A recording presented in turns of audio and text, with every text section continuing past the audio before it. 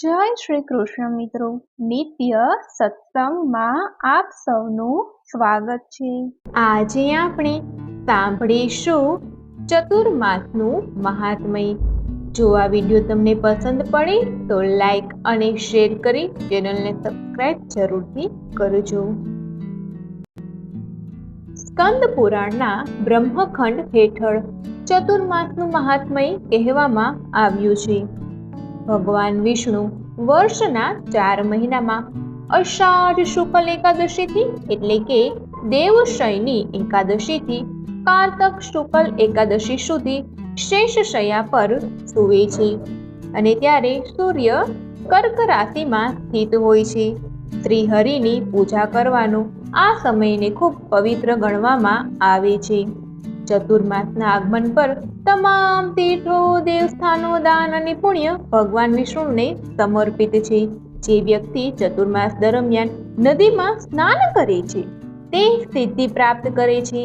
તીર્થધામમાં સ્નાન કરવાથી પાપોનો નાશ થાય છે। હિન્દુ ધર્મમાં ચાતુર્માસ દેવશયની એકાદશીથી દેવ ઉઠી એકાદશી સુધીનો સમયગાળો વિશેષ મહત્વ ધરાવે છે। ચતુર્માસમાં માંગણી કાર્યો નથી કરવામાં આવતા અને ધાર્મિક કાર્ય પર વધુ ધ્યાન આપવામાં આવે છે। ચાતુર્માસ હેઠળ અષાઢ, શ્રાવણ, ભાદરવો, આસો અને કારતક મહિના આવે છે। ચતુર્માસને ખૂબ જ પવિત્ર માસ ગણવામાં આવે છે। ચતુર્માસનો પહેલો મહિનો છે અષાઢ મહિનો। અષાઢ મહિનામાં ગુરુ પૂર્ણિમા, એ વ્રતજી વ્રત, ગૌરી વ્રત જેવા પવિત્ર તહેવારો આવે છે। ત્યારબાદ શ્રાવણ માસમાં શીતળા સાતમ, જન્માષ્ટમી, રક્ષાબંધન જેવા પવિત્ર તહેવારો આવે છે।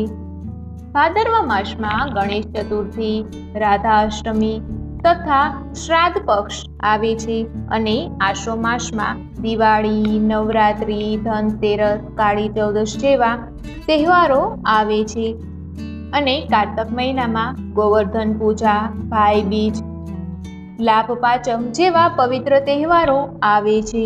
આ ચતુર્માસ ખૂબ જ પવિત્ર ગણવામાં આવે છે। ચતુર્માસમાં ભગવાનની ભક્તિ કરવાથી તમામ પાપોનો નાશ થાય છે। આ ચતુર્માસ દરમિયાન ઘણા વ્યક્તિઓ વ્રત કરતા હોય છે, પણ વ્રત કરતા સમયે કયા નિયમોનું પાલન કરવું જોઈએ તે આપણે જાણીએ। ચતુર્માસ દરમિયાન પલંગ પર સૂવું ન જોઈએ તથા બ્રહ્મચર્યનું પાલન કરવું જોઈએ। ખોટું ન બોલવું જોઈએ। માંસ, મધ, ગોળ, લીલા શાકભાજી, મૂળા અને રીંગણ પણ ન ખાવા જોઈએ। આની પાછળ વૈજ્ઞાનિક કારણ પણ છે કે વધુ ભેજ હોવાને કારણે લીલા શાકભાજીમાં બેક્ટેરિયા અને વાયરસ થઈ જાય છે। તેનાથી સ્વાસ્થ્ય પર વિપરીત અસર થાય છે। પાપના નાશ તથા પુણ્યની પ્રાપ્તિ માટે એકટાણું અને માગ્યા વિના ભોજન અથવા ઉપવાસ કરવાનું વ્રત ગ્રહણ કરવું જોઈએ। તેલથી બનેલી વસ્તુઓનું સેવન ન કરવું જોઈએ। ચતુર્માસમાં તમામ પ્રકારના માંગલિક કામ જ્યાં સુધી શક્ય હોય ત્યાં સુધી ન કરવા જોઈએ, કેમ કે ચતુર્માસ ધર્મનો મહિનો છે। શરીરની રોગ પ્રતિકારક ક્ષમતા વધારવા તથા પાચન તંત્રને ઠીક રાખવા માટે પંચગવ્ય એટલે કે ગાયનું દૂધ, દહીં, ઘી, ગૌમૂત્ર અને ગોબરનું સેવન કરવું જોઈએ। પુરાણોમાં વર્ણન કરેલું છે કે ભગવાન વિષ્ણુ આ 4 મહિના સુધી પાતાળના રાજા બલિને ત્યાં નિવાસ કરીને કારતક સુદ એકાદશીના પરત આવે છે। અર્થાત આ સમય ભગવાન વિષ્ણુ વિશ્રામાવસ્થામાં હોય છે, એટલે આ દરમિયાન હકારાત્મક શક્તિઓને બળ પહોંચાડવા માટે વ્રત, ઉપવાસ, હવન તથા યજ્ઞ કરવાનો વિધાન છે। આ સમય દરમિયાન જનોઈ, લગ્ન, દીક્ષા ગ્રહણ, યજ્ઞ, ગૃહ પ્રવેશ જેવા શુભ કાર્યો કરવાની મનાઈ છે। ચતુર્માસ પાછળ વૈજ્ઞાનિક મહત્વ પણ ઘણું છે। ચતુર્માસ મોટા ભાગે ચોમાસાની સિઝનમાં હોય છે। આ સમય વાદળ અને વર્ષાના કારણે સૂર્યનો પ્રકાશ પૃથ્વી પર નથી આવી શકતો। સૂર્યનો પ્રકાશ ઓછો થવો દેવતાઓનું સુવાનું જ પ્રતીક છે। આ સમય શરીરની પાચન શક્તિ પણ ઓછી થઈ જાય છે, જેના કારણે શરીર થોડું નબળું પડી જાય છે। આધુનિક યુગમાં વૈજ્ઞાનિકોએ પણ શોધ્યું છે કે ચતુર્માસમાં વિવિધ પ્રકારના બેક્ટેરિયા અને વાયરસ ઉત્પન્ન થઈ જાય છે. આ સિવાય અમુક બીજા પણ ઘણા નિયમો છે જેનું પાલન કરવું જોઈએ, જેમ કે પાણીમાં તલ અથવા બીલીપત્રનું મિશ્રણ ઉમેરીને સ્નાન કરવાથી શરીરમાં કોઈ ખામી રહેતી નથી.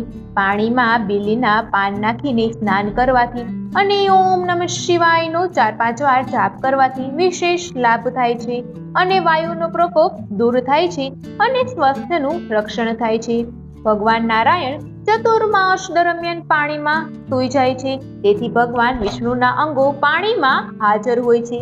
તેથી જ તે તેજવાળા પાણીમાં સ્નાન કરવાથી તમામ તીર્થો કરતા વધુ ફળ મળે છે. ગ્રહણ સિવાયના દિવસોમાં સાંજે અને રાત્રે સ્નાન ન કરવું, ગરમ પાણીથી પણ સ્નાન ન કરવું જોઈએ. ચતુર્માસ એ તમામ ગુણો સાથેનો શ્રેષ્ઠ સમય છે. તેમનામાં ધર્મના અનુષ્ઠાન આદરપૂર્વક કરવા જોઈએ.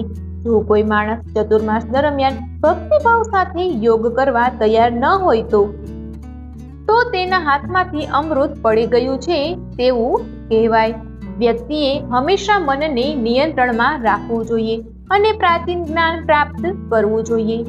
ચતુર્માસમાં મદિરાપાન ન કરવું જોઈએ તથા પરસ્ત્રીનો સંગ પણ ન કરવો જોઈએ. ચતુર્માસમાં જીવો પ્રત્યે દયા અને અન્નજળ અને ગાયનું દાન, નિત્યવેદ અને હવન આ બધા ઉત્તમ ફળ છે. ચતુર્માસમાં ધર્મનું પાલન, સંતોની સેવા, સંતોના દર્શન, ભગવાન વિષ્ણુની પૂજા અને સત્સંગ સાંભળવું અને દાન કરવું. જે ભગવાનના પ્રેમ માટે પ્રિય વસ્તુઓ અને આનંદનો ત્યાગ કરે છે તે શાશ્વત ફળની પ્રાપ્ત કરે છે. ચતુર્માસમાં ધાતુના વાસણોનો ત્યાગ કરીને પલાસના પત્રો પર ભોજન કરવાથી બ્રહ્મભાવની પ્રાપ્તિ થાય છે.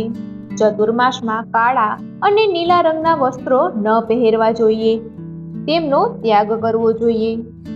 આ 4 મહિના જમીન પર જ સૂવું જોઈએ અને બ્રહ્મચર્યનું પાલન કરવું જોઈએ તથા ભોજન, ઉપવાસ, મૌન, જપ, ધ્યાન, દાન, પુણ્ય આદિ પણ વિશેષ લાભ આપે છે.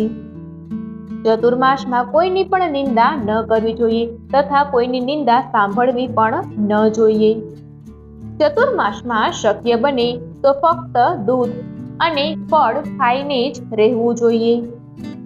આમ કરવાથી સહસ્ત્ર પાપોનો નાશ થાય છે. અને જો કોઈ વ્યક્તિ ફક્ત જળ પીને ચતુર્માસનું વ્રત રાખે છે તો તેને રોજ અશ્વમેઘ યજ્ઞનું ફળ પ્રાપ્ત થાય છે. 15 દિવસનો સંપૂર્ણ ઉપવાસ શરીરના બધા દોષોનો નાશ કરી દે છે. આ ઉપરાંત જો કોઈ ચતુર્માસ ન રાખી શકતા હોય તો ચતુર્માસમાં આવતી બધી એકાદશીનું વ્રત કરવું જોઈએ, તેનાથી પણ વિશેષ લાભ પ્રાપ્ત થાય છે. આ ઉપરાંત બની શકે તો લસણ, ડુંગળી અને મસૂરનો પણ ત્યાગ કરવો જોઈએ અને શક્ય બને તો 4 માસ સુધી ચપ્પલોનો પણ ત્યાગ કરવો જોઈએ તથા પુરુષોએ વાળ અને દાઢી ન કરાવવા જોઈએ. આ ચતુર્માસ દરમિયાન ગીતા પાઠ, સુંદરકાંડ, ભજન તથા રામાયણના પાઠ કરવા જોઈએ. આ સિવાય ધાર્મિક પુસ્તકોનું દાન પણ કરવું જોઈએ અને આ ચતુર્માસમાં તીર્થયાત્રા કરવી પણ શુભ માનવામાં આવે છે. તો મિત્રો, આ હતું ચતુર્માસનું મહાત્મ્ય. શું કરવું, શું ના કરવું. જો આ માહિતી તમને પસંદ પડી હોય તો વિડીયોને લાઈક અને શેર કરી ચેનલને સબસ્ક્રાઇબ જરૂરથી કરજો. જય શ્રી કૃષ્ણ.